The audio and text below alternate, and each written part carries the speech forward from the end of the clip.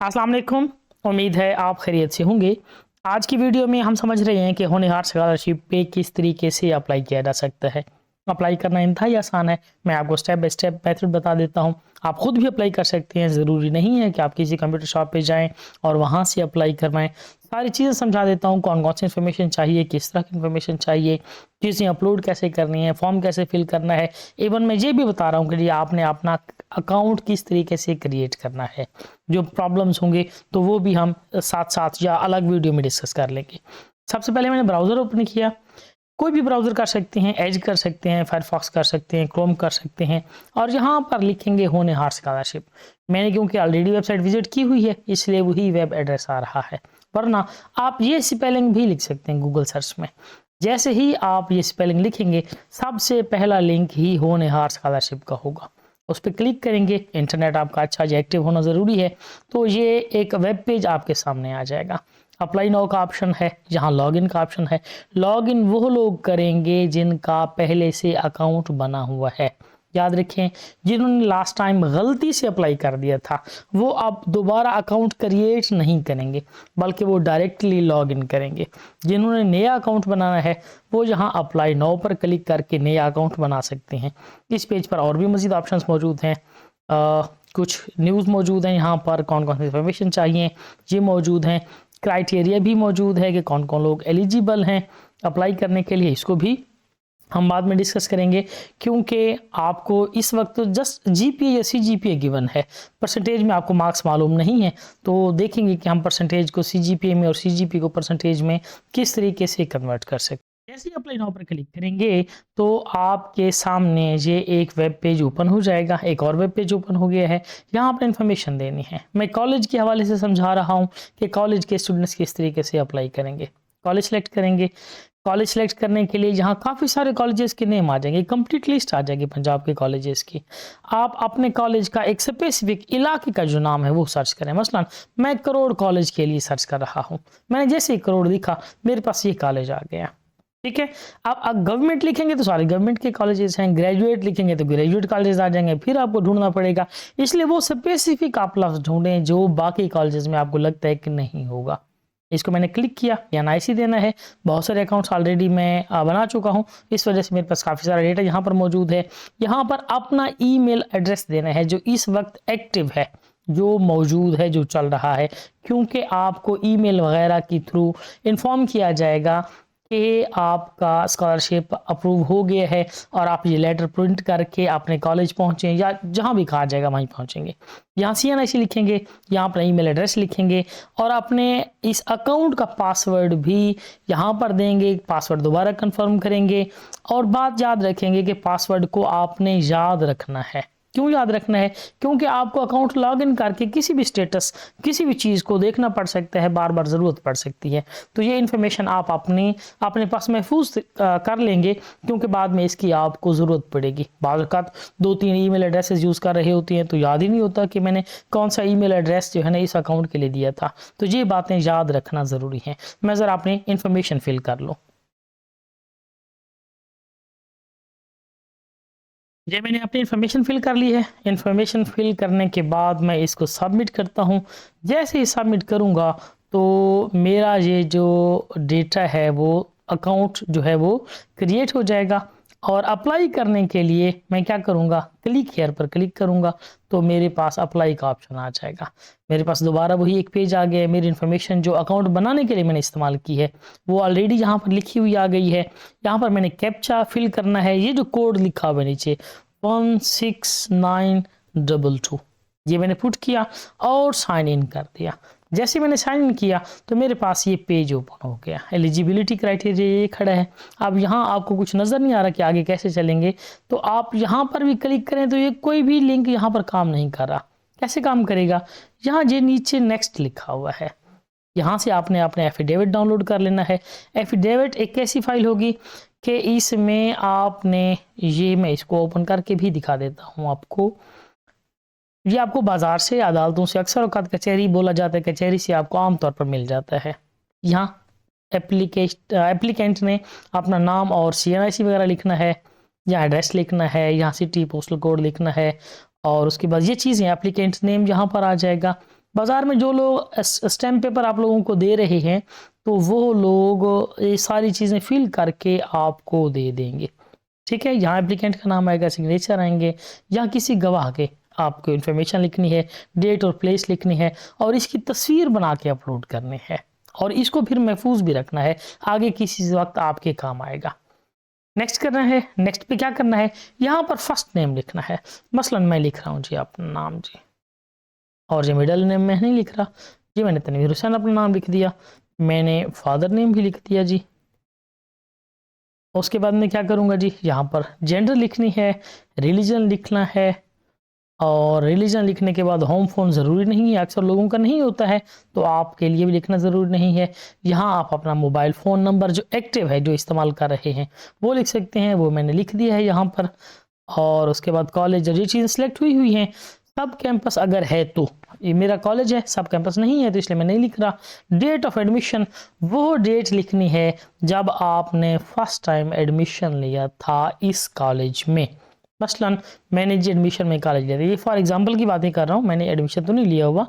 और मैंने year select किया, उसके बाद मैंने मंथ सेलेक्ट किया और उसके बाद मैंने तारीख सेलेक्ट कर दी। जैसे ही क्लिक करूँगा यहाँ डेट खुद ब खुद बन के आ जाएगी। ठीक है, ये सपोज्ड है, कुछ एक्चुअल इन्फॉर्मेशन नहीं है। मेरा रजिस्ट्रेशन नंबर कौन सा है जी, मसला मैंने ये लिख दिया जी, ये मेरा रजिस्ट्रेशन नंबर है। और मैं डिसिप्लिन कौन से में एडमिशन लिया हुआ है, यहाँ पर सारे डिसिप्लिन मौजूद हैं।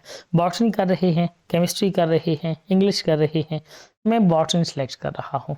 और डिग्री का टाइटल क्या है जी, ले जी मैंने BS बॉटनी लिख दिया, क्योंकि मैंने ऑलरेडी अप्लाई कर रखी है तो इसलिए मेरे पास ये ऑलरेडी लिखी हुई इन्फॉर्मेशन आ रही है। मेरी डेट ऑफ बर्थ कौन सी है जी, आप यहाँ से सेलेक्ट कर सकते हैं। मसलन मेरी डेट ऑफ बर्थ तो डेफिनेटली बहुत पहले की है जी, तो मैं वो एक्चुअल तो नहीं लिख रख सकता, हो सकता है मुझे कह देंगे कि आप एलिजिबल ही नहीं हैं और मैंने आपको एलिजिबिलिटी चेक करानी है, तो इसलिए मैं किसी और ईयर की जगह जनवरी लिख रहा हूँ जी। डोमिसाइल कहाँ का है जी, डोमिसाइल मेरा भक्कर का है, लहिया का है तो आप L प्रेस करेंगे, जहाँ पर लहिया लिखा हुआ आ जाएगा, ये देखिए लाहौर है, कोटोदो है, खुशाब है, जो भी है फर्स्ट लेटर आप प्रेस करेंगे तो वहीं पर ही पहुँच जाएंगे, आपको लिस्ट ढूंढने की ज़रूरत नहीं पड़ेगी। जैसे इस पर क्लिक करेंगे आपकी फैमिली इनकम कितनी है जी। एक और बात याद रखेंगे, वो जो आपने एफिडेविट देना है, एफिडेविट में ये लिखा हुआ है कि आपकी आमदन माहाना 3 लाख से कम है। मेरा नहीं ख्याल कि किसी स्टूडेंट के पेरेंट की माहाना आमदन 3 लाख रुपए से ज़्यादा हो सकती है, कम ही होगी और ये थाउजेंड्स में ही होगी। आप लिख दें 27,000 है, 30,000 है, जितने भी लिख दें जो जस्टिफाइएबल है, कोई इश्यू नहीं है, कोई परेशानी नहीं है। पासपोर्ट नहीं है, कोई और डुअल नेशनैलिटी नहीं है, सेव एंड कंटिन्यू कर देंगे जी। नेक्स्ट पेज जाना है, लीजिए जी, वो कह रहे हैं जी तस्वीर भी आपने यहाँ अपलोड करनी है। ये देखिए जी, जो भी एरर होगी यहाँ आपको लिखी हुई नज़र आ जाएगी। क्या आपने तस्वीर अपलोड करनी थी, वो तो नहीं की। ओके जी, चूज़ पिक्चर करें। चूज़ पिक्चर करने के बाद यहाँ से मैं कोई तस्वीर ढूंढता हूँ, देखते हैं जी, उम्मीद तो है सारे यहाँ पर नहीं।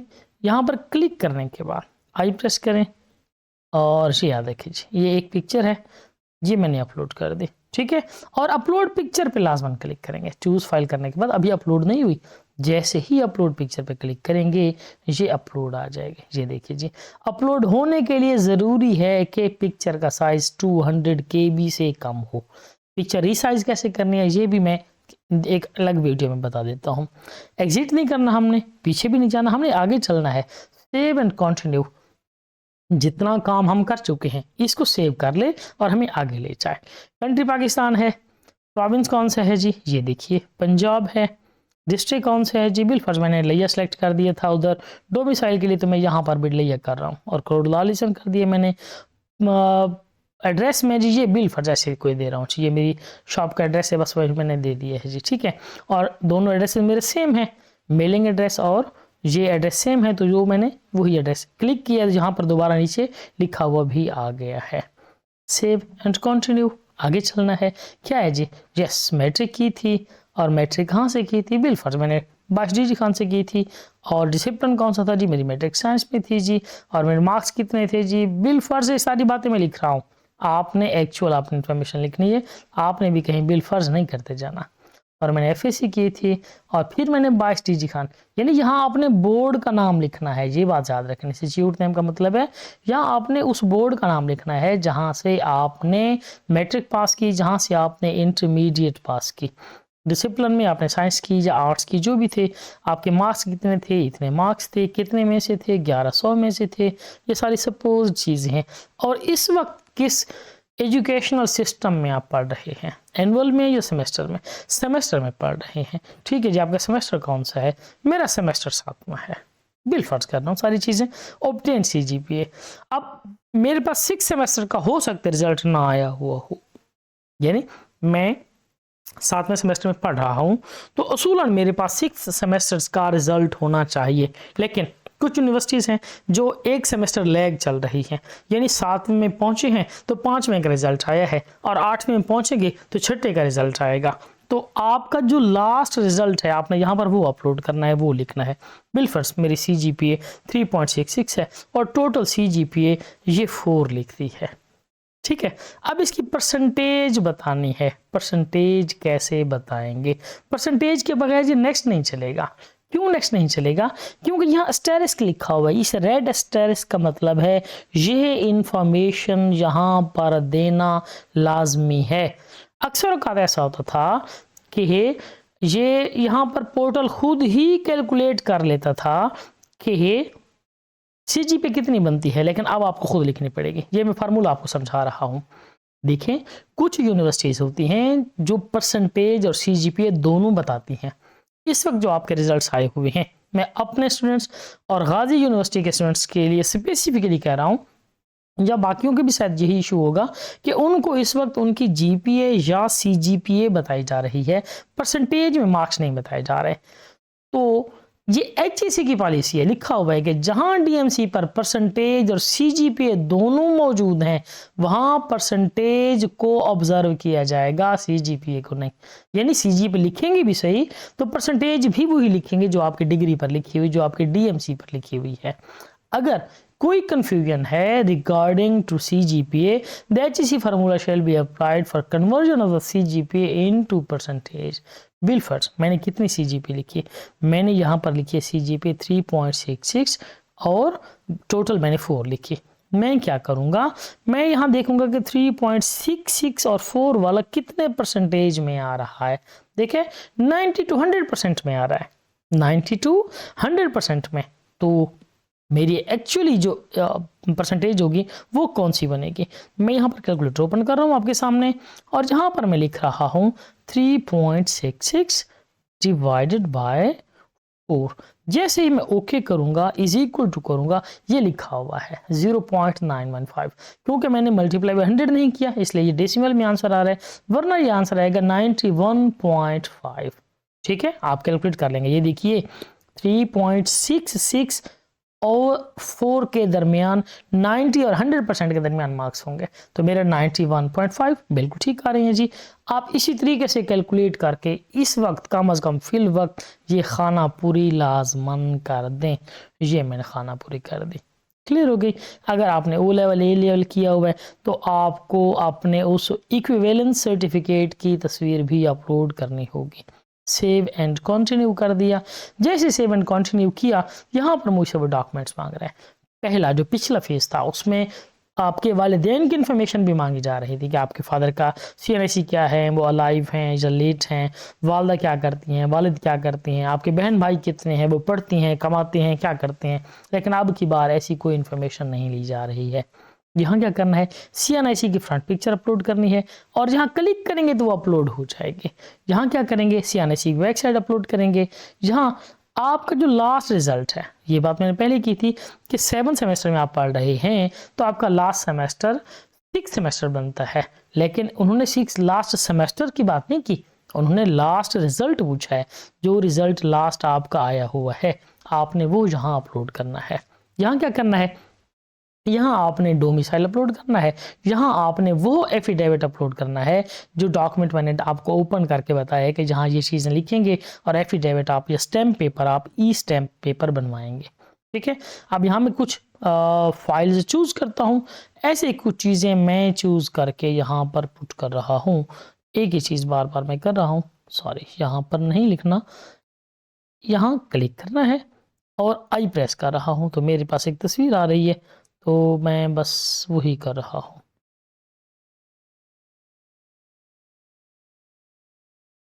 ये देखिए जी, ये मैंने सेलेक्ट की, क्लिक टू अपलोड कर दिया जी, अपलोड हो गई। अब सिस्टम को नहीं पता कि मैं क्या कर रहा हूँ अपलोड, ठीक है, मैं आपको जस्ट दिखाने के लिए ये कर रहा हूँ कि ये चीज़ें मैं अपलोड कर रहा हूँ। सॉरी, मैं आगे निकल जाता हूँ जी, और एहतियात से आप क्लिक करेंगे ताकि आप कोई गलत फाइल चूज ना कर बैठें। इतनी जल्दी आपने नहीं करनी, एहतियात से फिल करना है। ये देखिए जी, यहाँ पर भी मैंने वही सिलेक्ट कर दी और अपलोड कर दी। और जहाँ कर क्या करूँगा, यानी आपकी वही फाइल्स होंगी जो आपने करनी है। आपने इस तरीके से हर जगह एक ही फाइल नहीं अपलोड कर देनी। मेरे पास डॉक्यूमेंट्स नहीं है तो इसलिए मैं बस उनकी खाना पूरी के लिए ये सारी चीज़ें अपलोड कर रहा हूँ। ये देखिए जी, ये मैंने जहाँ अपलोड कर दी, ये आप कंप्यूटर के लिए मेरी 2 मिसाइल अपलोड हो गई है जी। और यहाँ पर मैंने ये भी अपलोड कर दी। और सॉरी, मैंने चूज फाइल पे क्लिक कर दिया, सॉरी, दोबारा क्लिक करना पड़ेगा यहाँ पे। और क्लिक, ये सारी चीज़ें, यहाँ CNIC का फ्रंट, यहाँ CNIC की बैक, यहाँ पर लास्ट रिजल्ट की कॉपी, एक लिस्ट मौजूद है अगर आपके पास रिजल्ट की तो उसमें अपने नाम पे आप टिक लगा देंगे। यहाँ पर डोमिसाइल और यहाँ पर एफिडेविट की तस्वीर। इसके बगैर क्योंकि नेक्स्ट नहीं जाना था इसलिए मैंने ये सारी चीज़ें आपके सामने अपलोड की हैं ताकि मैं नेक्स्ट पे क्लिक करके आपको सबमिट करना समझा सकूं।